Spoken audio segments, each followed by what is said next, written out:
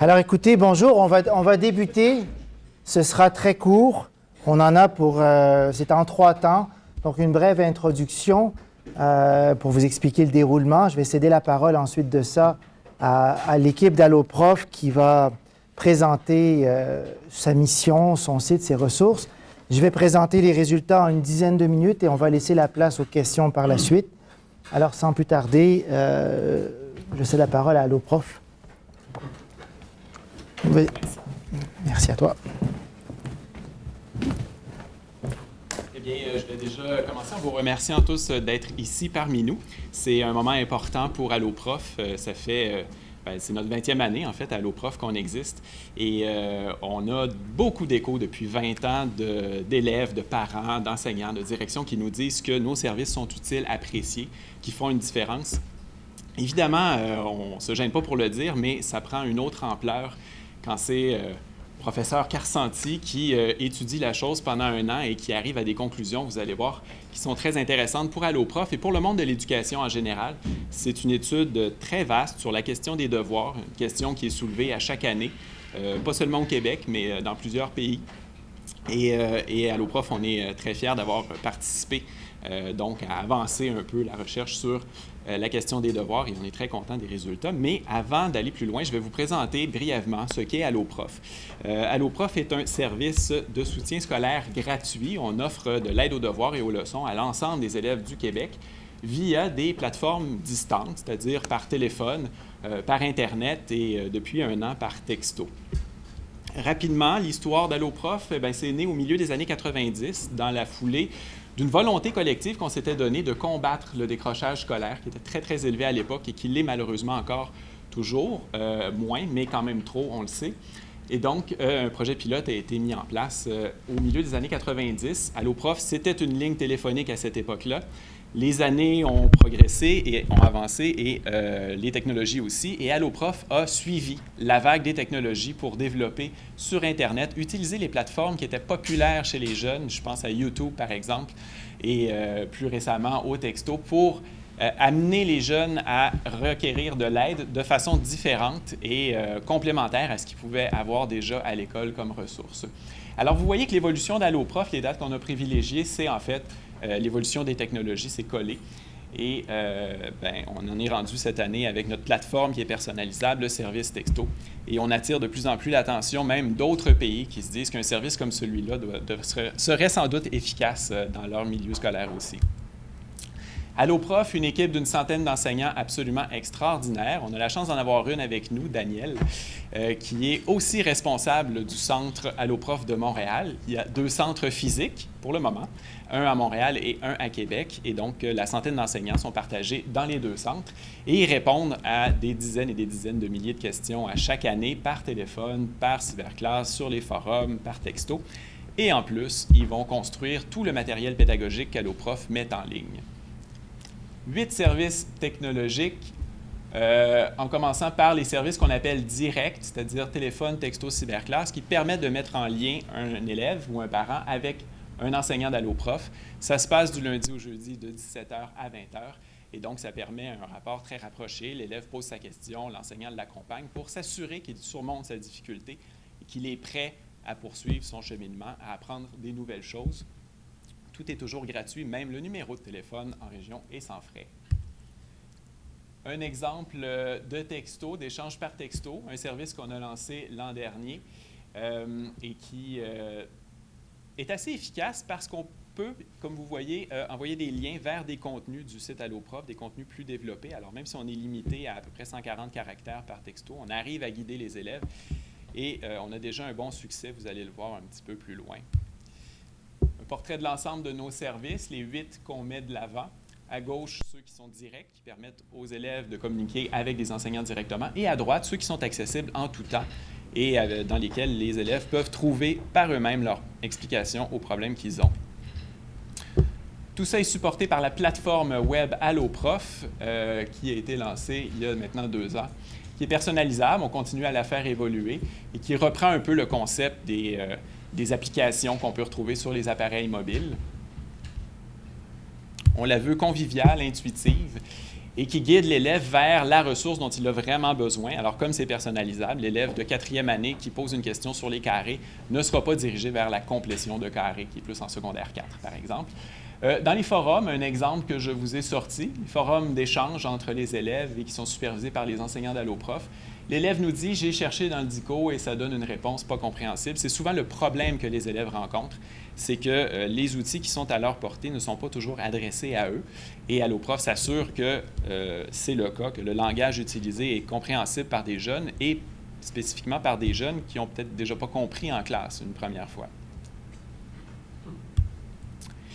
Un exemple de capture de capsules vidéo, on en a plus de 150 et on continue à produire de ces capsules-là qui, en 5 minutes, font le tour d'une notion et expliquent un problème très précis en lien avec cette notion-là. La capsule vidéo, consultable de partout, du moment qu'on a accès à Internet et qu'on peut reculer, reprendre. Et donc, c'est un peu comme un professeur sur lequel l'élève aurait un pouvoir absolu. Le fantasme. Notre zone de jeu hyper populaire, on parle de plusieurs millions de parties jouées chaque année, mais ce n'est pas n'importe quel jeu, c'est des jeux d'apprentissage. En haut, celui qu'on appelle la foire, qui est un jeu dédié à la géométrie, plus au niveau primaire, Fin Lapin 2, qui est dédié aux opérations mathématiques, Gomophone, qui est dédié aux homophones, et ainsi de suite. La zone de jeu qu'on continue d'enrichir avec de nouvelles créations permet donc aux jeunes d'apprendre sans trop s'en rendre compte, ce qui peut être efficace comme stratégie chez certains élèves, et elle est extrêmement appréciée, notamment des garçons. Grosso modo, c'est quoi l'ampleur de la fréquentation de nos services? Eh bien, on a séparé ici téléphone, texto, forum, cyberclasse, qu'on appelle services directs, donc qui mettent en lien un enseignant avec un élève. L'an dernier, 103 000 interventions de cette nature-là. C'est une augmentation de 24 % par rapport à l'année précédente.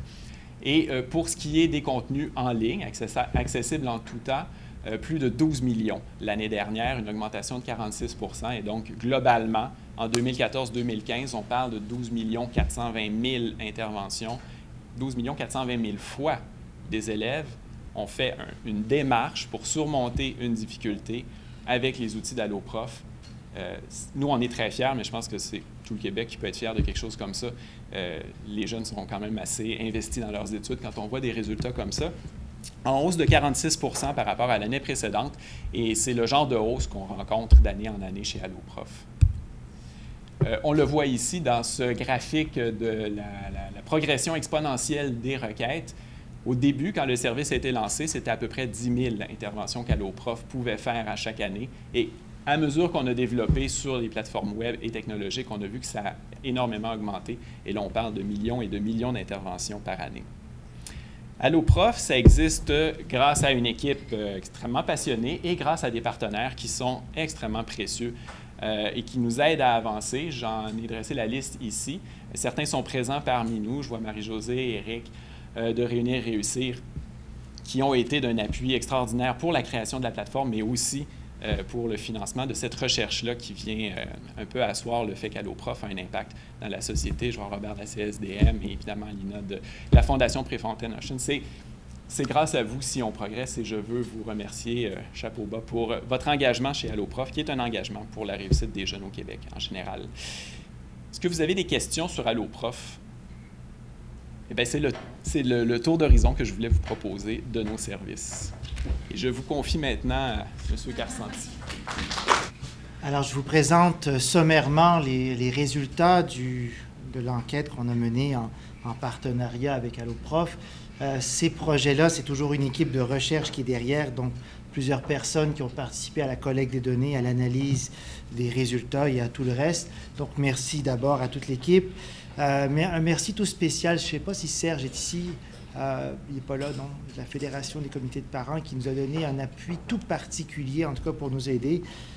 Grâce à lui, on a pu avoir 580 parents qui ont participé à un volet de l'enquête. Et merci aussi à Frédéric, à Marc-Antoine et l'équipe d'AlloProf parce que ça a été quand même une belle collaboration pendant toute cette année. On a réussi à faire des choses intéressantes et c'est ce partenariat qui nous a permis, je pense, d'avoir autant de participants.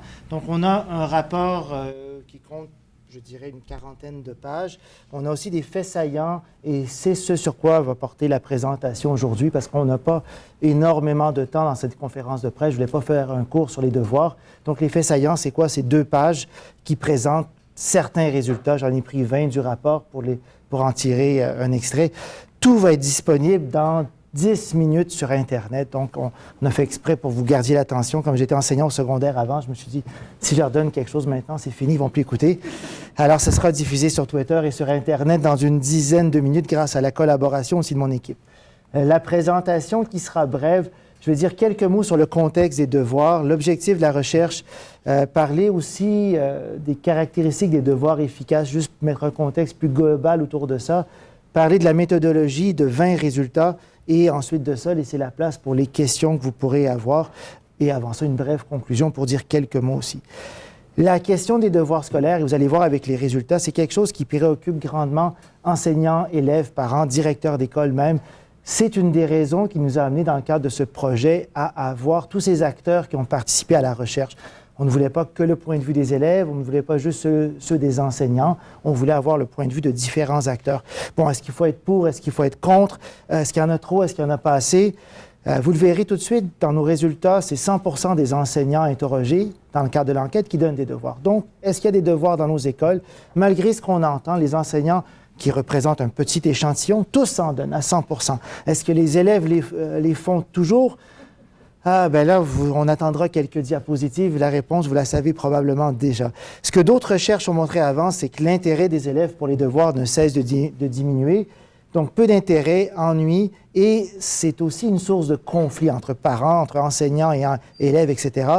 C'est aussi ce que nous avons réalisé. Et ce qu'on a fait dans le cadre de cette recherche, sans le vouloir, parce qu'au début, on avait de petites ambitions, mais finalement, grâce au partenariat avec plusieurs commissions scolaires qui ont accepté de participer à ce projet, on a réussi à mettre en place sur le plan quantitatif une des plus grandes recherches jamais réalisées sur les devoirs scolaires au Canada. Donc, une des plus grandes dont on a pu prendre connaissance. Donc, 6659 acteurs scolaires quand même qui ont participé à ça.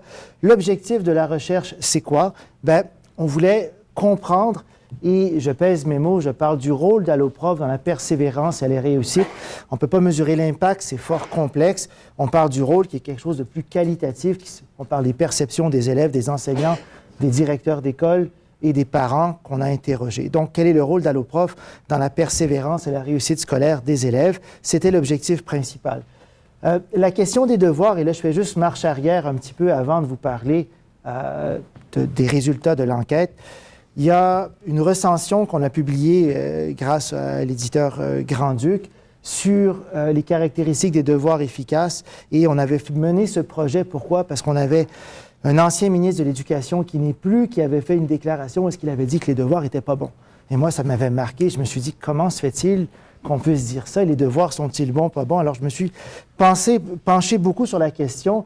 Ce qu'on remarque finalement, c'est que, et là, il y a beaucoup de métasynthèses qui concluent là-dessus, que les devoirs, globalement, c'est efficace. Certains vont dire que c'est efficace un peu, mais malgré tout, ça demeure quand même efficace. Donc, avec efficace un peu, il y en a qui en ont conclu que c'était devenu pas efficace dans les milieux scolaires, donc ça s'est tout mélangé. Et donc, j'ai fait une synthèse de près de 300 recherches sur les devoirs, et ce qu'on peut remarquer, c'est que ça a un impact positif sur les élèves, sur les enseignants, sur plein d'éléments qui sont liés à leur réussite scolaire, à condition que certains paramètres soient mis en place. Et j'ai sorti les 12 principaux qu'on retrouve dans les recherches. Le premier, il ne faut pas que ça prenne trop de temps. Alors, il n'y a pas de balise exacte, ce n'est pas une science exacte, mais des devoirs qui prennent trop de temps, éventuellement, auront un impact négatif. Il ne faut pas que ça alourdisse non plus indûment le travail des enseignants. Il faut qu'il soit ni facile ni trop difficile. Il faut impliquer le plus possible la famille. Il faut faire un usage judicieux des technologies. Et là, je fais tout de suite une parenthèse avec Alloprof. Qu'est-ce qu'Alloprof fait dans la mise en place de ces ressources? Vous allez voir, c'est quoi la ressource préférée d'Alloprof? Ce sont les capsules vidéo. Pourquoi? Parce que les élèves, justement, ils disent, c'est comme, j'ai le contrôle sur mon prof, je peux le faire rejouer plein de fois. Puis il ne peut pas me dire un mot, puis je peux le faire, puis je peux le mettre sur pause, etc. Donc, les capsules sur YouTube, excellent, en tout cas, extrêmement apprécié des élèves. Donc, un usage des technologies dans la recherche, ça a un impact positif. On doit trouver des façons, même si on sait que les élèves ne sont pas motivés par les devoirs, de les intéresser un peu plus par les devoirs, en posant un défi, par la thématique, par divers stratagèmes. Il faut tenir compte aussi des inéquités socio-économiques. Donc, il y a beaucoup de recherches qui se sont penchées sur des devoirs, finalement, où les élèves en des milieux défavorisés vont être doublement pénalisés parce qu'ils n'arriveront pas à les faire. Il y a d'autres devoirs, et ça, je l'ai même vécu comme parent aussi, où, en bout de ligne, c'est le parent qui fait le devoir. Tu as un projet, puis le projet, même quand tu es ingénieur, je pense que tu n'arriverais pas à le réaliser toi-même. Et donc, à la présentation des projets en classe, finalement, tous les enfants arrivent avec les projets qui ont été faits par les parents. Ce n'est pas ce qu'on souhaite non plus. On veut des devoirs aussi qui ciblent particulièrement les élèves en difficulté. Donc, il y a eu des recherches qui ont montré parfois le contraire, mais il y a énormément de recherches qui ont montré que les élèves en difficulté peuvent grandement profiter de ces devoirs, notamment pour éviter qu'un retard scolaire trop important ne se creuse par rapport au reste de la classe. Il faut tenir compte de l'âge des élèves. Il faut trouver des devoirs aussi qui vont les aider à devenir plus autonomes. Il y a une grande métasynthèse dont on parle beaucoup en éducation, où est-ce qu'on dit que les devoirs au secondaire, c'est très, très efficace, et c'est au primaire où ça l'est, mais ça l'est un petit peu moins. Par contre, il y a des recherches qui ont montré que si tu n'apprends pas au primaire à faire des devoirs, qu'est-ce qui va arriver au secondaire? Est-ce que par défaut, tu vas savoir en faire? Donc, l'idée, il faut faire des devoirs qui permettent aux élèves de devenir autonomes, qui font appel à des stratégies pédagogiques efficaces. Et là où Alloprof, selon moi, joue un rôle tout particulièrement novateur ou important, il faut fournir aux élèves toute l'aide nécessaire. Et ça, il y a énormément de recherches qui se sont penchées là-dessus. Et si ça vous intéresse, c'est le premier chapitre de ce livre-là, ça présente cette recension-là. Qu'est-ce qu'Alloprof fait? Et donc, je ne représentais pas ce que Marc-Antoine a déjà présenté, mais Alloprof propose justement de l'aide, pour reprendre une expression, à géométrie variable. Imaginez-vous, on parle de l'aide par texto, de l'aide téléphonique, et l'aide par texto, tout à fait délicieuse. Moi, je l'ai testé moi-même aussi. Je me suis fait passer pour un élève. Mon garçon m'a dit que ça n'avait pas l'air d'assez d'un jeune pour lui, mais quand même. Alors, j'ai posé les questions. Et là, vous avez l'échange en temps réel. J'avais une question sur les participes passés. Elle m'a demandé si je suis allé voir la fiche. J'ai dit oui, elle m'a donné le lien exact, merci. Et à la fin, reviens-moi pour me poser des questions si tu as besoin d'aide. J'ai dit, bon, en français, elle est bonne, elle a passé mon test. J'ai essayé en mathématiques, la même chose aussi. Donc, et de l'aide instantanée comme ça. Maintenant, vous allez voir dans les résultats, ce n'est pas le service le plus utilisé. Pourquoi? D'abord, c'est nouveau comme service, donc c'est peu connu. Et quand les élèves, qu'est-ce qu'ils font quand ils ont une question? Ils vont sur Internet, ils vont googler. Ce n'est pas le service texto qui sort, c'est les capsules vidéo d'Alloprof qui sortent beaucoup, beaucoup en avant. La méthodologie, j'en ai parlé brièvement au début, donc 6 659 participants, 5 744 élèves, on a 3 009 filles, 2 735 garçons âgés de 10 à 17 ans, un âge moyen de 13,8 ans, 222 enseignants, 113 directeurs d'école et 580 parents. Ce sont tous les participants de cette recherche. On avait 4 principaux instruments de mesure, un questionnaire qu'on a appelé long parce qu'il était plus long, un questionnaire plus court qui était en ligne, des entrevues individuelles, des entrevues de groupe, et le rapport vous explique quel groupe de répondants a participé à quel ou répondu ou à quel outil de mesure on a utilisé avec quel groupe de répondants. On arrive dans les principaux résultats, et je vous le dis, c'est de façon très télégraphique, et j'ai choisi volontairement certains résultats qui me paraissaient d'un intérêt plus important pour le grand public. 100% des enseignants interrogés donnent des devoirs aux élèves. Combien d'élèves font toujours leurs devoirs? 29% font toujours leurs devoirs. Donc, sans être magicien, directeur d'école ou enseignant, 100% donnent des devoirs, 29 les font toujours, il y a un 71 qui pose problème. Alors, il ne faut pas être surpris des résultats, hein, quand on regarde ça, 71% qui ne les font pas toujours, c'est ce que ça donne aussi. Par contre, ce qui est intéressant, on pose la question aux élèves, on la repose aux parents. Combien de parents pensent que leurs enfants font toujours leurs devoirs? Différence de perception. On ne rentrera pas sur des détails méthodologiques, mais techniquement, quand on pose la question aux élèves, ils devraient répondre avec un biais favorable. Ils devraient répondre en voulant nous faire plaisir. Donc, ce chiffre est peut-être même, comme c'est une perception des élèves, peut-être même un peu gonflé. Ça pourrait être moins que ça. Mais les parents, eux, en tout cas, 75% sont convaincus que leurs enfants font toujours leurs devoirs. Ce n'est pas le cas non plus. Est-ce que les élèves ont besoin d'aide? 86,3% des élèves indiquent on a besoin d'aide pour les devoirs. Est-ce que papa et maman sont toujours là? Est-ce qu'ils ont les compétences? La réponse est non. Donc, de là, le rôle important, essentiel, moi, je pense, d'Alloprof. 82% des parents indiquent que la période des devoirs est un défi ou représente un défi. 94% des directeurs d'école interrogés disent aussi que la question des devoirs est un défi à l'école. La ressource la plus utilisée, je l'ai dit tantôt, ce sont les capsules vidéo. Les élèves vont, ils googlent, qu'est-ce qui sort en premier? Et puis, il y a beaucoup d'entrevues qu'on a faites avec les élèves qui démontrent ça. Qu'est-ce qui sort? C'est les ressources d'Alloprof. Pourquoi? Parce qu'on met des mots-clés qui sont dans les manuels scolaires et comme les ressources d'Alloprof sont faites pour les élèves d'ici, bien, ce sont souvent les ressources d'Alloprof. On a posé une question que j'ai trouvée intéressante. On demandait aux élèves, on a demandé ça en amont, on avait imaginé la question avant même de penser qu'est-ce qu'ils pouvaient nous répondre. Est-ce que tu aimerais assez la ressource pour la recommander à tes amis? Bien, 95 % étaient en faveur de ça. Pour moi, c'est un signe quand même que la ressource est appréciée. Et là, il y a des chiffres qui sont quand même tout à fait exceptionnels, selon moi. Dans ce qu'on a fait dans les entrevues et dans les questionnements qu'on a fait aux élèves, 100 % indiquent avoir plus de facilité à terminer leurs devoirs après avoir consulté Alloprof.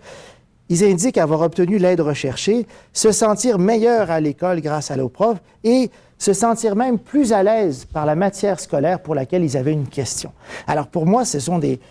En bout de ligne, ce que ça veut dire que les enseignants qui sont consultés par les élèves, les ressources que les élèves consultent, pour eux, pour les élèves, ils ont l'impression que ça répond tout à fait à leurs besoins et puis encore, ils indiquent même se sentir plus autonomes pour faire d'autres devoirs dans un même domaine par la suite.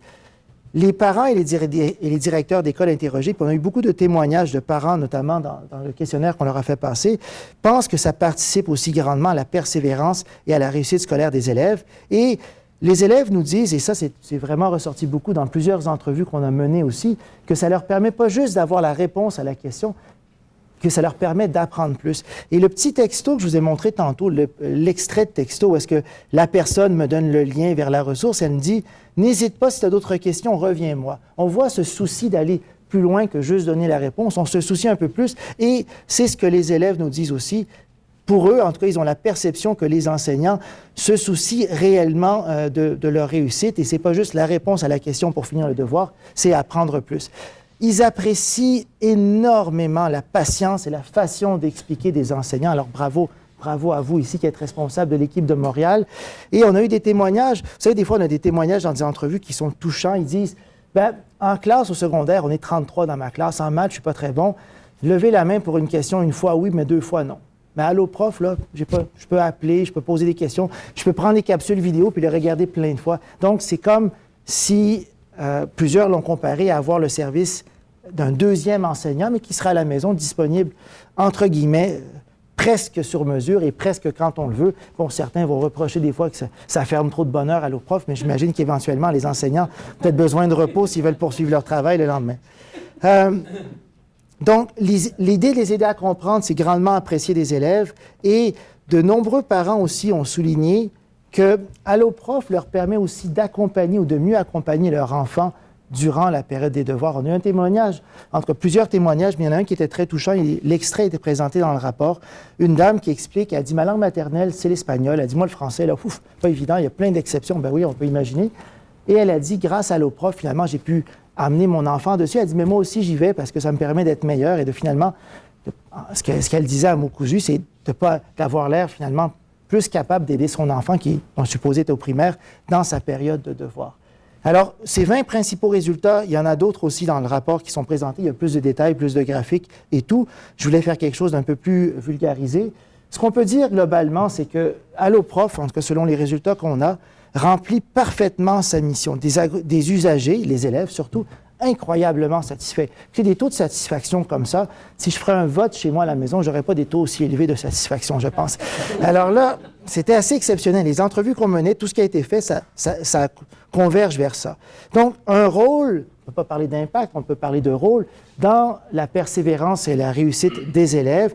Pour moi, cette mission, en tout cas, elle est grandement accomplie. Et ça, les élèves en témoignent, des parents qui nous ont dit avant d'aller sur Alloprof, mon enfant, il y avait telle moyenne, ensuite de ça, ses notes sont améliorées. Les témoignages convergent de partout. Donc, on n'a pas fait une petite enquête auprès d'un petit nombre. On a fait une enquête auprès d'un grand nombre, justement, pour permettre de montrer que ce qu'on affirme, finalement, on ne peut pas le généraliser, mais il y a quand même du poids derrière tout ça. Il y a 6 659 répondants.